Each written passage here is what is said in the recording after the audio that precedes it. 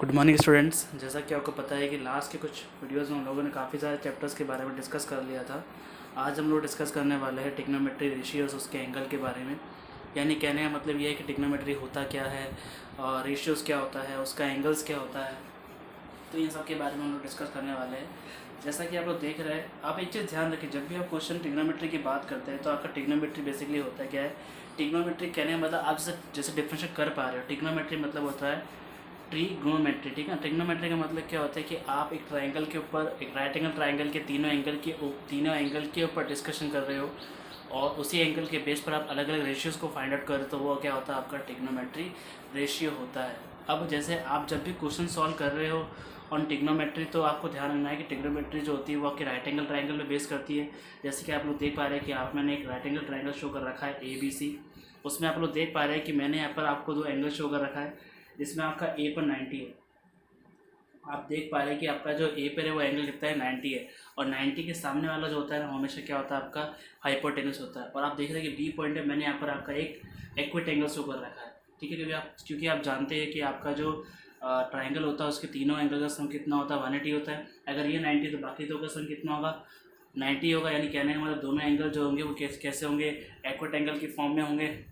तो आप लोग देख पा रहे हैं कि एक्विट एंगल जो है उसके सामने की जो साइड होती है उसको हम बोलते हैं परपेंडिकुलर। और दोनों एंगल जिस जिस साइड के ऊपर या जिस साइड के ऊपर बनते हैं उसको क्या कहते हैं, हम लोग बेस कहते हैं। ठीक है ना। और इस ट्राइंगल के इन तीनों जो साइड्स होती है उसके उसी के बेस पर हम लोगों ने ट्रिग्नोमेट्री रेशियो को डिफाइन कर रखा है। और अलग अलग रेशियो को, जैसे कि अगर आप बात करो साइन थीटा की, आपको पता होगा साइन थीटा भी एक रेशियो होता है।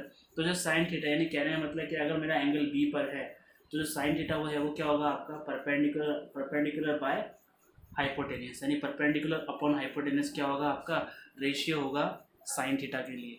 तो आपका परपेंडिकुलर क्या है, आपका AC है, और आपका जो हाइपोटेनियस है वो क्या है, आपका BC है। इसी तरह से आपका कॉस थीटा होता है बेस बाय हाइपोटेनियस। इसी तरह से आपका टेन थीटा होता है परपेंडिकुलर बाय बेस। इसी तरह से आपका कॉसेक थीटा होता है हाइपोटेनियस बाय बेस। और इसी तरह से सेक थीटा होता है आपका हाइपोटेनियस बाय बेस। तो ऐसे इस तरीके से आप लोग हर एक रेशियो को निकाल सकते हैं, जैसा कि मैंने यहाँ मेंशन कर रखा है। अब आपको कुछ चीज़ें ध्यान रखनी पड़ेगी। जैसे अगर हम इनके रेशियोज़ के बारे में बात करें तो आप लोग देख रहे हो कि यहाँ पर मैंने टेबल शो कर रखी है, उस टेबल में 3 रेशियोज़ के आपको एंगल निकाल के दे रखे हैं।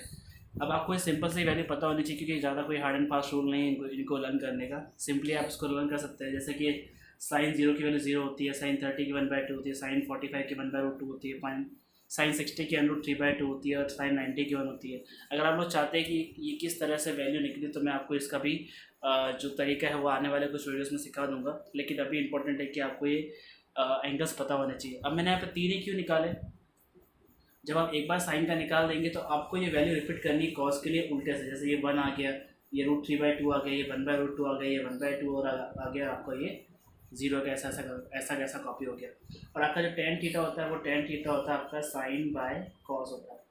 तो अगर मुझे टेन 0 निकालना है तो साइन 0 की वैल्यू और कॉस 0 की वैल्यू को सॉल्व करूँगा, क्या आ जाएगा मेरे पास में, टेन की सारी वैल्यू जाएगी। अगर आपको ऐसे कॉट थीटा निकालना है तो कॉट थीटा क्या होता है, आपका कॉट थीटा जो होता है वो होता है 1/tan थीटा। तो वहाँ से आप कॉट थीटा की भी सारी वैल्यू निकाल सकते हो। अगर आपको सेक थीटा की निकालनी है तो सेक थीटा जो होता है आपका वो आपका 1/cos थीटा। तो जितनी भी कॉस की वैल्यू है उसको आप रेसिप्रोकल कर दोगे तो आपके पास में क्या जाएगा, सेक की वैल्यू जाएगी। और अगर आपको कॉसेक थीटा निकालना है तो कॉसेक थीटा जो होता है वो आपका 1/sin थीटा होता है। तो अगर आपको कॉसेक थीटा की वैल्यू निकालनी है, जितनी भी आपकी साइन थीटा की वैल्यू उसका आप रेसिप्रोकल कर देंगे तो आपका आंसर आ जाएगा। अब उसी के बेस पे मैं आपको एक सॉल्यूशन करवा रहा हूँ। यहाँ पर आप लोग देख पा रहे हैं कि मैंने यहाँ पर एक क्वेश्चन लिखा हुआ है। क्वेश्चन जो है वो आपका है 5 cos square theta plus 4 sin square 30 degree minus 10 square 45 degree upon sine square 30 degree plus cos square 45 degree. यानी सिंपली कुछ करना नहीं है, आपको सिर्फ वैल्यू प्लेस करना है। जैसे कि आपको पता है कि कॉस 60 डिग्री का स्क्वायर, अब कॉस 60 कितना होता है, कॉस 60 होता है हमारे पास 1/2, यानी 1/2 का स्क्वायर प्लस 4 साइन 30 का स्क्वायर, साइन 30 कितना हमारा 1/2, तो 1/2 का स्क्वायर माइनस करके आपका tan 45 का स्क्वायर। tan 45 कितना होता है हमारे पास 1 होता है, यानी 1 का स्क्वायर अपॉन में sine square 30 plus cos square 45। Sine square 30, sine 30 की वैल्यू कितनी होती है 1/2 और उसका स्क्वायर प्लस कॉस 45 का स्क्वायर। कॉस 45 कितना हमारे पास 1/√2 है और उसका क्या करना है, आपको स्क्वायर करना है।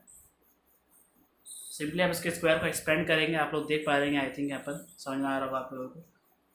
अब जैसे आप इसके स्क्वायर को एक्सपेंड करेंगे तो ये हो जाएगा आपका 1/4, ठीक है। और जैसे आप इसके स्क्वायर को एक्सपेंड करेंगे तो ये हो जाएगा 4 इंटू 1/4, और माइनस करके आपका ये हो जाएगा 1, और अपन में आपका 1/4, और आपका यहाँ पर हो जाएगा 1/2।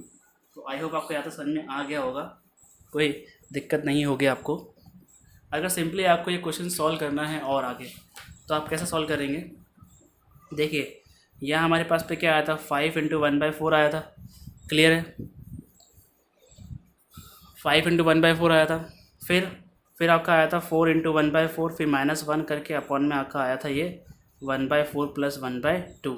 और आप क्या करेंगे, आप देख पा रहे हैं कि 4 1 4, यानी आप यहाँ पर आपका क्या रहेगा 5/4 प्लस 1 -1 अपॉन, इसको आप एलसीएम लेके सॉल्व कर लेंगे। कैसे लेते हैं एलसीएम, मैंने बताया था, मतलब आप इसको सॉल्व कर लेंगे फ्रैक्शन को, इन दोनों को आपस में मल्टीप्लाई करेंगे, इसको इससे मल्टीप्लाई करेंगे, इसको इससे मल्टीप्लाई करेंगे, तो सिंपली आपका जो आंसर यहाँ पर आएगा वो हो जाएगा आपका 6/8, क्लियर है। और ऊपर आपका +1 से -1 चला जाएगा, तो यहाँ पे क्या बचा आपके पास 5/4, और ये आपका फ्रैक्शन क्या हो जाएगा, रेसिप्रोकल हो जाएगा 8/6।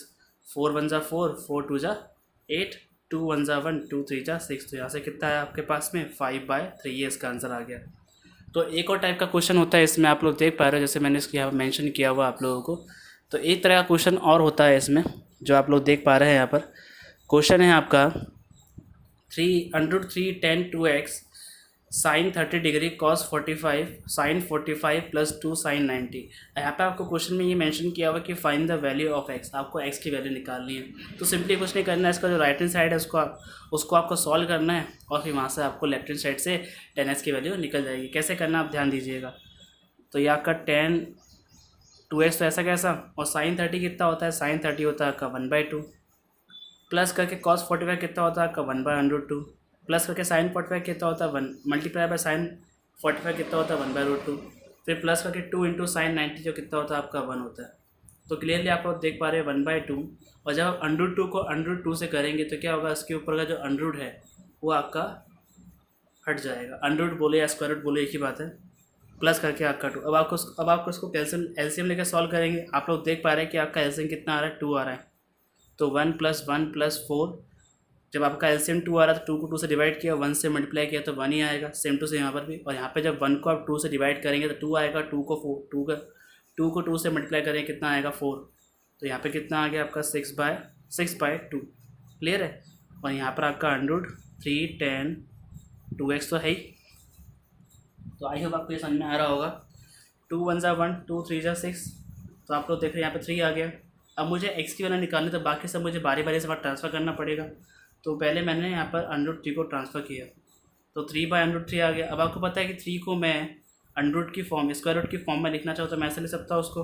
तो मैंने लिख दिया यहाँ पर आपका √3 इंटू √3। इससे क्या होगा कि नीचे वाले एक √3 से ऊपर वाला एक √3 कट जाएगा। अब जैसे आप इस 10 को वहाँ ट्रांसफ़र करेंगे तो ये हो जाएगा tan इनवर्स √3। अब इसको कैसे सॉल्व करेंगे, अब आपको ये पता होना चाहिए कि ये जो √3 है वो 10 में कब आता है। अब आपको पता होगा कि tan 60 जो होता है उसकी वैल्यू होती है √3, यानी जहाँ पे आपका √3 है वहाँ पर मैं आपका tan 60 लिख सकता हूँ। और जैसे मैं tan 60 लिखूँगा तो ये tan इनवर्स से ये 10 कट जाएगा, तो यहाँ पे कितना आएगा 2x = 60 हो जाएगा, क्योंकि 10 से 10 तो कट गया आपका, क्योंकि ये tan इनवर्स से ये 10 तो कट गया आपका। अब हमें x निकालना है, तो x = क्या होगा 60/2, तो 2 से क्या कितनी बार आएगा 30 आएगा, यानी x की वैल्यू कितनी आई 30 डिग्री। तो आप लोग देख रहे हैं कि इस तरह से आप क्वेश्चन को सॉल्व कर सकते हो। तो अगर कोई क्वेश्चन आपसे एंगल के रेशियोज़ पे या फिर आपको ट्राइंगल के रेशियो, मतलब आपको साइन थीटा कॉस थीटा या उसके रेशियोज़ को निकालने के लिए कह देगा, तो आप क्वेश्चन को इस तरह से सॉल्व कर सकते हो। या फिर आपको क्वेश्चन में एक्स की वैल्यू निकालने का बोल देगा, या फिर आपको वेरीफाई करने के लिए बोल देगा, तो आप ये क्वेश्चन सॉल्व कर सकते हो। तो मैंने आपके लिए यहाँ पे क्वेश्चन होमवर्क के लिए रखा हुआ है, ताकि आप ये क्वेश्चन सॉल्व करें।